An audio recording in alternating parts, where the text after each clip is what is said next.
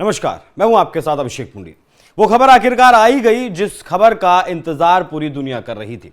29 सितंबर 2025 के दिन ट्रंप ने एक 20 सूत्रीय कार्यक्रम दिया था गाजा के लिए, गाजा और इजराइल के युद्ध विराम के लिए। उस पर इजराइल तो तैयार था, लेकिन गाजा की प्रतिक्रिया का इंतजार किया जा रहा था। गाजा की जो प्रतिक्रिया आई है उससे आप ये समझ लीजिए कि ट्रंप भले इस बात को मानते हो कि उनकी स्वीकार्यता दुनिया में बहुत ज्यादा है, लेकिन नहीं है, क्योंकि सुर्खियां बनी हैं युद्ध विराम, कैदियों की अदला बदली, सहायता जो एड पहुंचनी है गाजा में।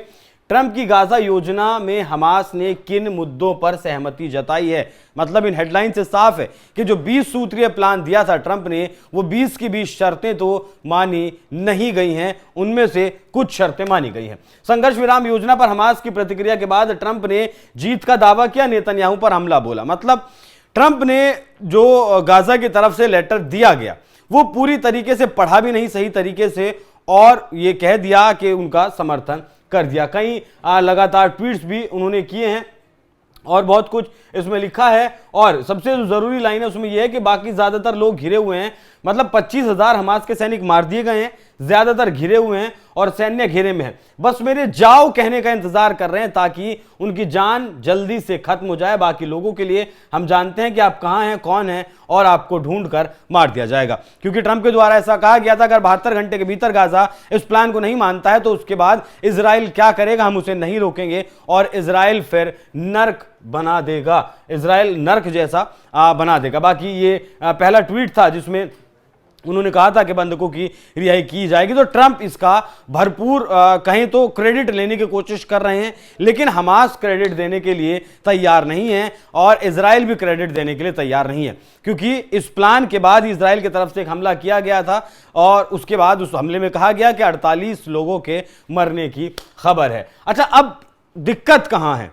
ट्रंप की जो 20 शर्तें थी वो भी आपको दिखाऊंगा, लेकिन उसमें दिक्कत कहां है। देखिए, जो हमास का सशस्त्र समूह है, जिसके पास हथियार हैं, जो फिलहाल गाजा पट्टी को चला रहा है, उसके पास 48 लोगों को बंधक बना रखा, जिसमें से केवल 20 जीवित बचे हैं, बाकी लोग मारे गए, ऐसा कहा जा रहा है। अब हमास का ऐसा मानना है कि कुछ लोगों के लिए एक बाधा यह है कि योजना के तहत उन्हें युद्ध विराम से पहले 72 घंटों के भीतर सभी जो जितने भी बंधक हैं उन्हें सौंपना होगा। और हमास को यह लगता है कि अगर सभी बंधक उसने इजराइल को वापस कर दिए, उसके बाद उसका जो फ्री पैलेस्टीन का एक सपना है, या फिर गाजा पट्टी को सुरक्षित रखना, गाजा पट्टी में हमास के साथ रहना, गाजा के लोगों के साथ रहना, वो प्लान फिर ना तो अमेरिका मानेगा और ना ही फिर उसे ट्रंप मानेगा। जब उसने पिछले महीने अमेरिका में दोहा में जो हमला हुआ था, कतर के दोहा में जो इजराइल ने हमला किया था हमास के आतंकियों को मारने के लिए, उसके बाद खास तौर पर यह बात निकल कर आई थी कि इजराइल शायद नहीं चाहता कि उसके जो बंधक हैं वो रिहा किए जाएं। अमेरिका और अरब देशों द्वारा गाजा में अस्थायी अंतर्राष्ट्रीय स्थिरीकरण बल की तैनाती पर भी आपत्ति जताई। मतलब जो इंटरनेशनल फोर्सेस का गठन ट्रंप ने करने की बात कही है, उस पर हमास तैयार नहीं है, क्योंकि इसमें हमास के जो आतंकी हैं, गाजा के जो लोग हैं, उनकी एंट्री नहीं है। ट्रंप प्रशासन द्वारा साझा किए गए गाजा के प्रस्तावित चरणबद्ध इजरायली सेना की वापसी के मानचित्र में मिस्र और इजराइल के साथ गाजा की सीमाओं पर एक सुरक्षा बफर जोन के रूप में उल्लेखित किया गया, ऐसे मानने के लिए वो तैयार नहीं है। बाकी योजना पर सहमति जताने के बाद से इजराइल के प्रधानमंत्री बेंजामिन नेतन्याहू कई शर्तों पर पीछे हटते हुए नजर आए। कौन सी वो शर्तें जिन पर ये पीछे हटते हुए नजर आए? इनका कहना है कि इजरायली फोर्सेस पूरी तरीके से गाजा से बाहर नहीं निकलेंगी। बाकी वीडियो में उन्होंने जोर देकर कहा कि इजरायली सेना गाजा के कुछ हिस्सों में बनी रहेगी और इजराइल ने कहा कि वह फिलिस्तीन राज्य का बलपूर्वक विरोध करेगा। अमेरिकी ढांचों की शर्तों के विरुद्ध है, जिसमें कहा गया कि इजरायली सेना पूरी तरह से वापस लौट जाएगी, केवल सुरक्षा परिधि की उपस्थिति को छोड़कर, जो तब तक रहेगी जब तक गाजा किसी भी उभरते आतंकवादी खतरे से पूरी तरह सुरक्षित नहीं हो जाता। तो मतलब एक तरीके से ये गाजा को हथियाने का, गाजा को कब्जाने का प्लान ट्रंप ने अरब देशों को दिया था, जो अरब देशों ने मान लिया है। इसमें यह भी कहा गया कि एक बार योजना पूरी हो जाने पर फिलिस्तीनी आत्मनिर्णय और राज्य का दर्जा पाने का एक विश्वसनीय मार्ग खुल सकता है अगर यह सीज फायर होता है।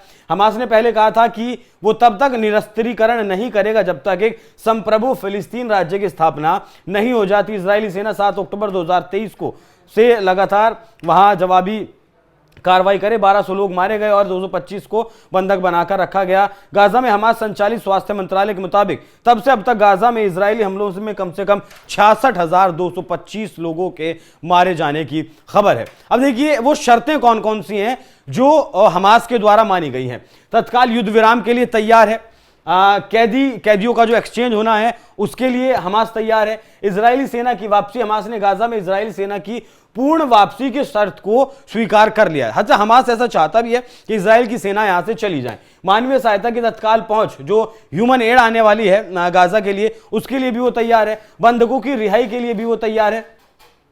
हमास के सभी बंधक जिंदा हो या फिर मुर्दा हो, उनकी रिहाई के लिए वो तैयार है। गाजा पर गैर अधिग्रहण, मतलब हमास ने इस बात पर जोर दिया कि गाजा का कोई बाहरी अधिग्रहण नहीं होना चाहिए।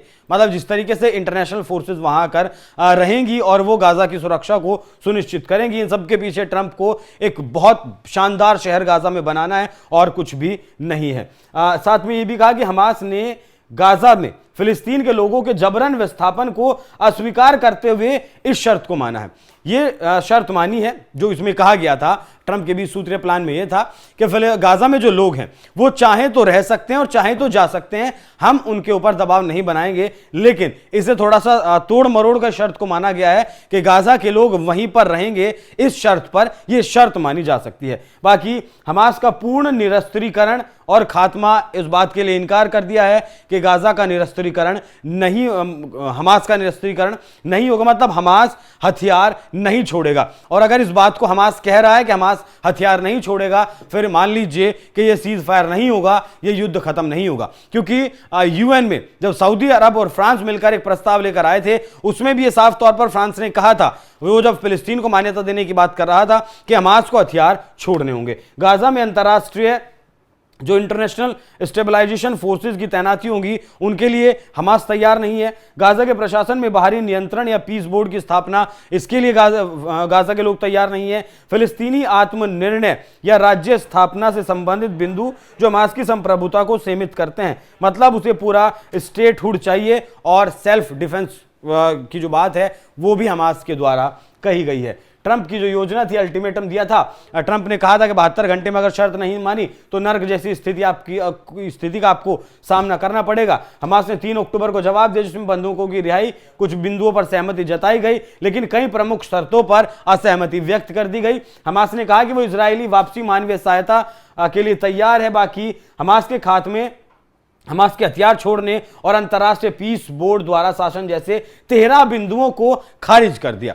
मतलब कुल मिलाकर 7 शर्तें मानी है 20 में से और 13 खत्म कर दी। ट्रंप के लिए भी यह बहुत बड़ा सेटबैक है। क्या सेटबैक है, एक बार फिर से आपको पढ़ने की जरूरत है कि अंतर्राष्ट्रीय पीस बोर्ड द्वारा शासन जैसे, इस अंतर्राष्ट्रीय पीस बोर्ड का अध्यक्ष पता है आपको कौन बना था? ट्रंप खुद से ही इसके अध्यक्ष बन गए थे और टोनी ब्लेयर, ब्रिटेन के जो पूर्व प्रधानमंत्री हैं, उन्हें इसका सदस्य बनाया था। मतलब ट्रंप वहां पर आकर शासन करे, इस बात को हमास भी समझ चुका है कि ट्रंप का जो प्लान है वो गाजा पर कब्जा करना है, जिसे अब हमास भी होने देना नहीं चाहता है। बाकी बहुत सारे देशों ने इसका समर्थन भी किया है। 20 सूत्रीय जो प्लान था, तुर्की, सऊदी अरब, मिस्र, जॉर्डन देशों ने धन्यवाद ट्रंप को दिया कि मालिक जिल्ले इलाही, आपने जो मध्यस्थता करवाई है, ऐसी मध्यस्थता कोई नहीं करवा सकता था।